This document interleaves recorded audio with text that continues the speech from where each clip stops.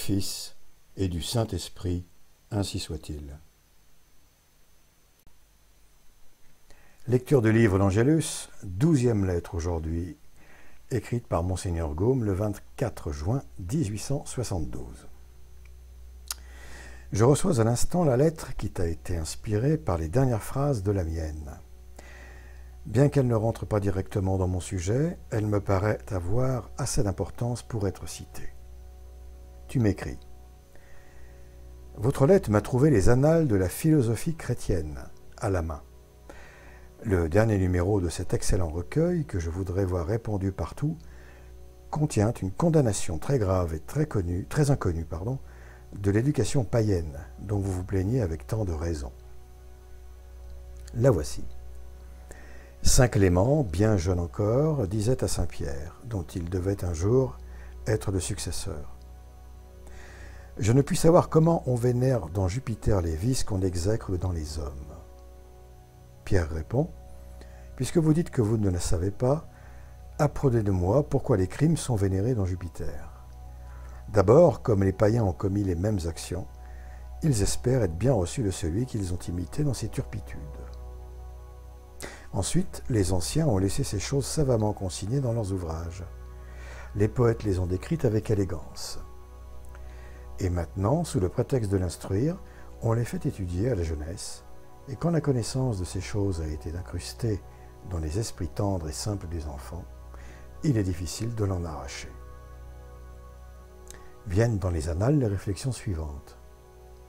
Ces choses admirablement curieuses qu'au lendemain de l'ascension du Sauveur, un pêcheur de Galilée, d'accord avec un noble romain, Saint Pierre et Saint Clément, deux chefs de l'Église, ait posé les principes de l'instruction intellective et positive pour la jeunesse, et condamné d'avance la routine païenne qui embarbouille encore aujourd'hui de son enseignement classique les cervelles des Grimaud, de l'université et des autres écoles. Fin de citation. Merci, mon cher. Ce que je viens de lire est péremptoire. Si les régents en toge ou en soutane pouvaient être désabusés, à coup sûr, rien ne serait plus capable de leur montrer qu'ils font fausse route que ces paroles du prince des apôtres. Mais le parti pris est comme les idoles dont parle David. Il a des yeux et il ne voit pas, des oreilles et il n'entend pas. Il ne comprend même pas qu'en semant de l'ivraie, on ne peut récolter du froment.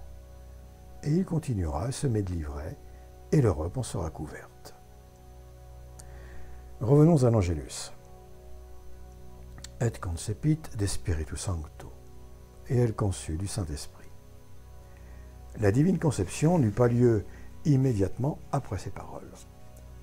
L'ange annonça à Marie, mais bien après le consentement de Marie, exprimé par ces mots, « Je suis la servante du Seigneur, qu'il me soit fait suivant votre parole. » Seulement l'Église a voulu nous donner dès l'abord une haute idée de l'Angélus, en exprimant tout d'un trait le but et le résultat de l'ambassade angélique. Telle est la raison de la particule « et » qui montre la liaison entre l'annonce et le fait annoncé. Elle conçut. À peine l'Auguste Vierge eut donné son consentement que le mystère de l'incarnation fut accompli. Le corps de notre Seigneur se trouva immédiatement et complètement formé dans les chastes entrailles de Marie et uni à une âme raisonnable. De là, un homme parfait qui, par son union hypostatique avec la seconde personne de la Sainte Trinité, fut aussitôt doué de la plénitude de la vie divine et humaine. Si, conformément aux lois de la Providence, il resta 9 mois dans le sein de sa mère, ce fut non pas pour se former, mais pour se développer. Du Saint-Esprit, c'est-à-dire par la puissance du Saint-Esprit, et non autrement, car le Saint-Esprit n'est pas le Père de notre Seigneur. Écoute saint Augustin, ouvrez les guillemets.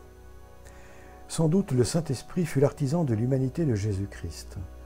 C'est lui qui la forma, l'organisa, la disposa et l'anima. Cependant, on ne peut pas dire qu'il en est le Père, attendu qu'il ne lui a rien donné, rien communiqué de sa substance. Fin de citation. Que par sa toute-puissance le Saint-Esprit ait opéré ce miracle, il n'y a rien d'étonnant. Celui, dit saint Cyril, qui de la verge sèche de Moïse fit un animal vivant, c'est-à-dire un serpent, pourquoi ne pourrait-il pas produire d'une vierge vivante un homme vivant? Celui qui d'un homme vierge, Adam, forma une femme vierge, Ève, pourquoi ne pourrait-il pas également, d'une femme vierge, former un homme vierge? Ève naquit de l'homme seul. Marie nous rend gracieusement l'appareil.